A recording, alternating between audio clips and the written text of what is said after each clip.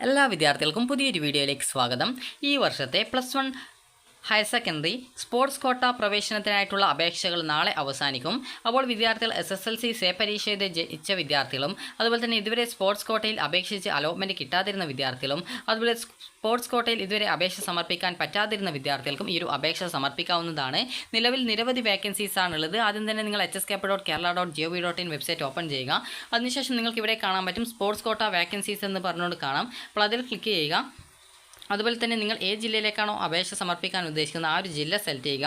അപ്പോൾ നിങ്ങൾക്ക് അവിടെ ഗേൾസ് സ്കൂളാണ്, അവിടെ ഗേൾസിന് മാത്രമേ അഡ്മിഷൻ കിട്ടൂ. അതുപോലെ ബോയ്സ് സ്കൂളാണെങ്കിൽ ബോയ്സിന് മാത്രമേ അഡ്മിഷൻ കിട്ടൂ. അതുപോലെ കോ എഡ്യൂക്കേഷൻ ആണെങ്കിൽ ഗേൾസും ബോയ്സും ഉണ്ടാവും. അപ്പോൾ നിങ്ങൾക്ക് കോ എഡ്യൂക്കേഷൻ ആണെങ്കിൽ നിങ്ങൾക്ക് രണ്ട് വിഭാഗക്കാർക്കും, അതായത് ഒരു ഗേൾസ് ആയാലും ബോയ്സ് ആയാലും അപേക്ഷിക്കാവുന്നതാണ്. അപ്പോൾ നിങ്ങൾക്ക് ഏതൊക്കെ സ്കൂളിൽ ഏതൊക്കെ കോഴ്സുകളിലേക്കാണ് അഡ്മിഷൻ വേണ്ടത് എന്നുള്ള ഒരു ലിസ്റ്റ് നിങ്ങൾ തയ്യാറാക്കി വെക്കുക. അതായത് ആദ്യം സ്കൂളിൻ്റെ കോഡും അതുപോലെ തന്നെ പിന്നീട് ഏത് കോഴ്സാണ് വേണ്ടത് എന്നുള്ള കാര്യം കൂടി നിങ്ങൾ കൃത്യമായിട്ട് സെലക്ട് ചെയ്ത് വെക്കുക. അതിനുശേഷം നിങ്ങൾ ചെയ്യേണ്ടത്, ഇതുവരെ നിങ്ങൾ സ്പോർട്സ് കോട്ടയിൽ അപേക്ഷ സമർപ്പിക്കാത്ത ഒരു വിദ്യാർത്ഥിയാണ്, ഇതുവരെ സ്പോർട്സ് അച്ചീവ്മെൻറ്റ് രജിസ്ട്രേഷൻ ചെയ്യാത്ത വിദ്യാർത്ഥികളാണെങ്കിൽ സ്പോർട്സ് അച്ചീവ്മെൻറ്റ് രജിസ്ട്രേഷൻ എന്നുള്ള ലിങ്കിൽ ക്ലിക്ക് ചെയ്യുക. അപ്പോൾ അതിനുശേഷം നിങ്ങൾക്ക് അടുത്ത പേജിലേക്ക് പോകുന്നതാണ്. അപ്പോൾ അടുത്ത പേജിൽ നിങ്ങൾക്ക് കാണാനായിട്ട് സാധിക്കുക സ്പോർട്സ് അച്ചീവ്മെൻറ്റ് രജിസ്ട്രേഷൻ ചെയ്യാനുള്ള ആ ഒരു പേജാണ് കാണാൻ പറ്റുക. അപ്പോൾ നിങ്ങൾ ചെയ്യേണ്ടത് ജസ്റ്റ് ആ ഒരു ലിങ്കിൽ ക്ലിക്ക് ചെയ്യുന്ന സമയത്ത് ജസ്റ്റ് ആ ഒരു പേജ്, അപ്പോൾ ആ ഒരു പേജ് ജസ്റ്റ് ഒന്ന് ലോഡാനായിട്ട് കുറച്ച് ബുദ്ധിമുട്ടുണ്ടായിരുന്നു. അപ്പോൾ ഈ ഒരു പേജിലേക്കാണ് നിങ്ങൾക്ക് എത്തുക. അപ്പോൾ ഈ ഒരു പേജ് നിങ്ങൾ എത്തിക്കഴിഞ്ഞാൽ നിങ്ങൾക്ക് ഇവിടെ കാണാൻ പറ്റുന്നതാണ് ഹയർ സെക്കൻഡറി കോഴ്സുകളിലേക്കുള്ള sports quota admission registration form ഓൺലൈനായിട്ട് ഫില്ല് ചെയ്യുക. അതുപോലെ തന്നെ രജിസ്ട്രേഷൻ ഫോം അന്തിമമായിട്ട് സമർപ്പിക്കുക. രജിസ്ട്രേഷൻ സ്ലിപ്പ് പ്രിൻ്റ് എടുക്കുക. അതുപോലെ മികവുകൾ തെളിയിക്കുന്നതിനായിട്ടുള്ള സ്ലിപ്പും എല്ലാ ഒറിജിനൽ സർട്ടിഫിക്കറ്റുകളും ജില്ലാ സ്പോർട്സ് കൗൺസിൽ ഓഫീസിൽ ഹാജരാക്കുക. അപ്പോൾ നിങ്ങൾക്കിവിടെ ജില്ലാ സ്പോർട്സ് കൗൺസിൽ ഓഫീസുകളുടെ നമ്പേഴ്സ് കൊടുത്തിട്ടുണ്ട്. അപ്പോൾ ആ ഒരു ലിങ്കിൽ, അതായത് ഈ ഒരു ലിങ്കിൽ ക്ലിക്ക് ചെയ്ത് കഴിഞ്ഞാൽ നിങ്ങൾക്ക് നിങ്ങളുടെ ജില്ലയിലെ ജില്ലാ സ്പോർട്സ് കൗൺസിൽ ഓഫീസിൻ്റെ നമ്പേഴ്സ് കിട്ടും. അപ്പോൾ അതിനുശേഷം നിങ്ങൾ ചെയ്യേണ്ടത്, നിങ്ങൾക്ക് ഈ രജിസ്റ്റർ ഓൺലൈനിൽ ക്ലിക്ക് ചെയ്യുക, രജിസ്ട്രേഷൻ ചെയ്യുക. അപ്പോൾ എങ്ങനെ രജിസ്ട്രേഷൻ ചെയ്യണം എന്ന് അറിയാത്ത വിദ്യാർത്ഥികൾ ആദ്യം തന്നെ ചെയ്യേണ്ടത്, നിങ്ങൾക്കിവിടെ രജിസ്റ്റർ ഓൺലൈനിൽ ക്ലിക്ക് ചെയ്ത് കഴിഞ്ഞാൽ നിങ്ങൾക്ക് കാണാൻ പറ്റുന്നതാണ്, അതായത് നിങ്ങളുടെ SSLCയുടെ സ്കീം സെലക്ട് ചെയ്ത് കൊടുക്കണം. അതുപോലെ തന്നെ നിങ്ങളുടെ രജിസ്ട്രേഷൻ നമ്പർ, അതുപോലെ പാസ്സായ വർഷം, പാസ്സായ മാസം, അതുപോലെ തന്നെ ഡേറ്റ് ഓഫ് ബർത്ത്, അതുപോലെ തന്നെ ഇവിടെ കാണുന്ന കുറച്ച് അക്കങ്ങൾ അതിവിടെ എൻ്റർ ദ ക്യാപ്ച എന്നുള്ള അത് ടൈപ്പ് ചെയ്ത് കൊടുക്കുക, സബ്മിറ്റ് ചെയ്യുക. സബ്മിറ്റ് ചെയ്യുന്ന സമയത്ത് നിങ്ങൾക്ക് കാണാനായിട്ട് സാധിക്കുക ഈ ഒരു രീതിയാണ്. അത് ജസ്റ്റ് നിങ്ങൾക്ക് എങ്ങനെ അപേക്ഷിക്കാമെന്ന് പറഞ്ഞുകൊണ്ട് ഹൗ ടു രജിസ്റ്റർ എന്നുള്ള ഒരു ലിങ്ക് കൊടുത്തിട്ടുണ്ട്. ജസ്റ്റ് അതിൽ ക്ലിക്ക് ചെയ്യുക. അപ്പോൾ ക്ലിക്ക് ചെയ്ത ശേഷം നിങ്ങൾ ചെയ്യേണ്ടത് ആ ഒരു PDF ഡൗൺലോഡ് ചെയ്തെടുക്കാം. അപ്പോൾ ഡൗൺലോഡ് ചെയ്തെടുത്ത് കഴിഞ്ഞാൽ നിങ്ങൾക്ക് കാണാൻ പറ്റുന്നതാണ് എങ്ങനെ അപേക്ഷിക്കണം എന്നുള്ളത്. അപ്പോൾ ജസ്റ്റ് നിങ്ങൾ ആ ഒരു രീതിയിൽ നിങ്ങളുടെ ആ ഒരു കാര്യങ്ങളൊക്കെ കൊടുത്താൽ രജിസ്റ്റർ നമ്പറും അതുപോലെ ഒരു വർഷം, മാസം, സ്കീം എന്നിങ്ങനെയുള്ള ഡീറ്റെയിൽസ് SSLCയുടേത് കൊടുത്തു കഴിഞ്ഞാൽ നിങ്ങൾക്കിവിടെ ആ ഒരു സബ്മിറ്റ് ചെയ്ത് കഴിഞ്ഞാൽ you are not registered candidate if you want to register please എന്ന് പറഞ്ഞുകൊണ്ട് കാണാം. അപ്പോൾ അവിടെയുള്ള ക്ലിക്ക് ഹിയർ ഓപ്ഷനിൽ ക്ലിക്ക് ചെയ്യുക. ക്ലിക്ക് ഹിയർ ഓപ്ഷനിൽ ക്ലിക്ക് ചെയ്യുന്ന സമയത്ത് നിങ്ങൾക്ക് പിന്നീട് ഇതുപോലെ ഒരു സ്ക്രീൻ കാണാൻ പറ്റും. അവിടെ നിങ്ങളുടെ പേര്, അതുപോലെ തന്നെ ജെൻഡർ, അതുപോലെ ഡേറ്റ് ഓഫ് ബർത്ത്, അതുപോലെ നിങ്ങളുടെ ഫോൺ നമ്പർ ഉണ്ടെങ്കിൽ അത് ലാൻഡ് ലൈൻ നമ്പറാണ്, അത് കൊടുക്കേണ്ട ആവശ്യമില്ല.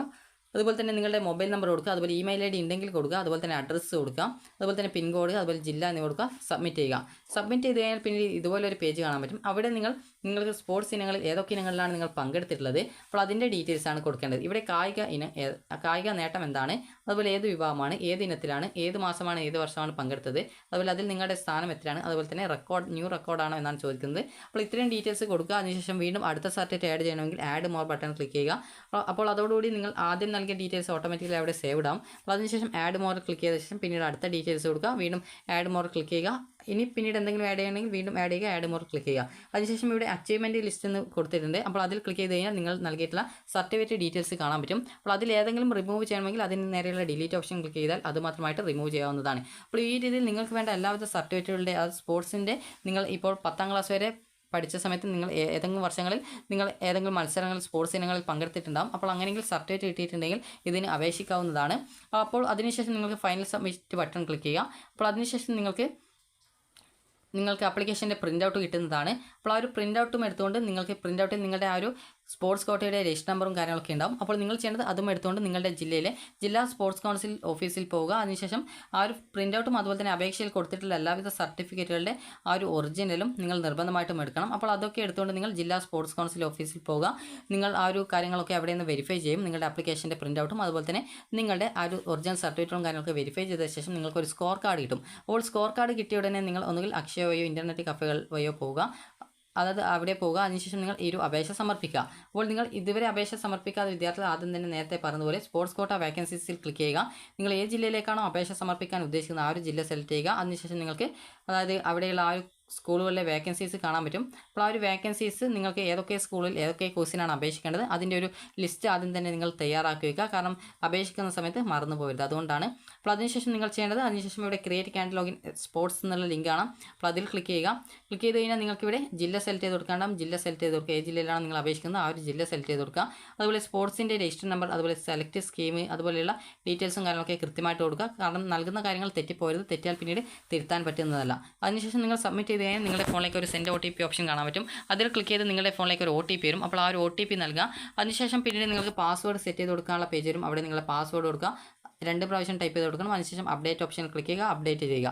അതിനുശേഷം നിങ്ങൾക്ക് ആപ്ലിക്കേഷൻ നമ്പർ സ്ക്രീനിൽ കാണാൻ പറ്റും. അത് കൃത്യമായിട്ട് നിങ്ങൾ ഒരു പേപ്പറിൽ എഴുതി വെക്കുക, സ്ക്രീൻഷോട്ടും എടുത്ത് വെക്കുക.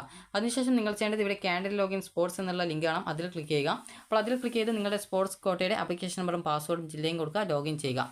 ലോഗിൻ ചെയ്ത് കഴിഞ്ഞാൽ പിന്നീട് വരുന്ന പേജിൽ നിങ്ങൾക്ക് കാണാൻ പറ്റുന്നതാണ് ഓൾറെഡി അപേക്ഷ സമർപ്പിച്ച വിദ്യാർത്ഥികൾ ആണെങ്കിൽ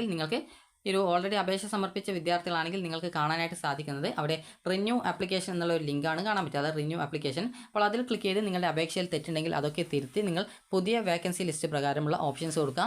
വേക്കൻസി ലിസ്റ്റ് പ്രകാരമുള്ള ഓപ്ഷൻ കൊടുത്തിട്ടുണ്ടെങ്കിൽ അലോട്ട്മെൻറ്റ് കിട്ടത്തുള്ളൂ. കാരണം വേക്കൻസി ഇല്ലാതെ ഓപ്ഷൻ കൊടുത്തു കഴിഞ്ഞാൽ അഡ്മിഷൻ കിട്ടത്തില്ല.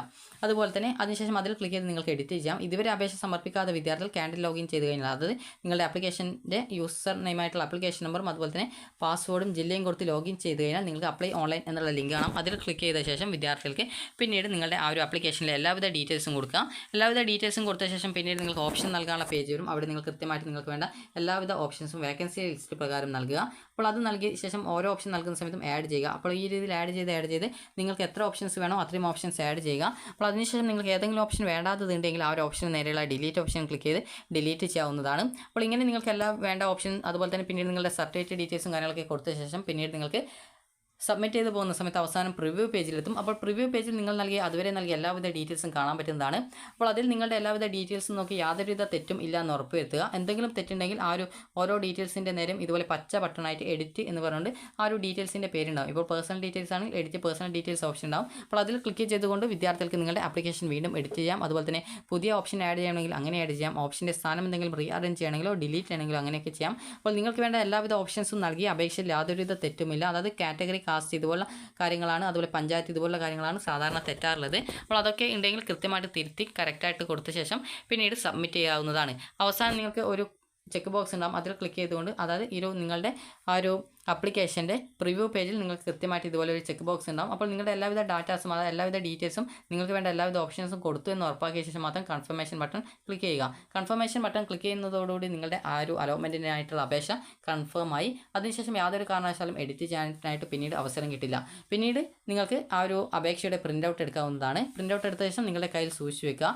അതിനുശേഷം നിങ്ങളുടെ ഈ ഒരു സ്പോർട്സ് കോട്ടയുടെ സപ്ലിമെൻ്ററി ഘട്ട അലോട്ട്മെൻറ്റ് ജൂൺ 25-നാണ് പ്രസിദ്ധീകരിക്കുക. അതായത് ജൂൺ 24-ാം തീയതി ഒക്കെ ആയിരിക്കും ചിലപ്പോൾ വരിക. അപ്പോൾ ജൂൺ 24-ാം തീയതി വന്ന ശേഷം നിങ്ങൾ ക്യാൻഡിൽ ലോഗിൻ ചെയ്തുകൊണ്ട് നിങ്ങൾക്ക് അലോട്ട്മെൻറ്റ് പരിശോധിക്കാവുന്നതും അലോട്ട്മെൻറ്റ് കിട്ടുകയാണെങ്കിൽ കിട്ടിയിട്ടുള്ള ആ ഒരു സ്കൂളിൽ പോയിട്ട് അഡ്മിഷൻ എടുക്കാവുന്നതുമാണ്.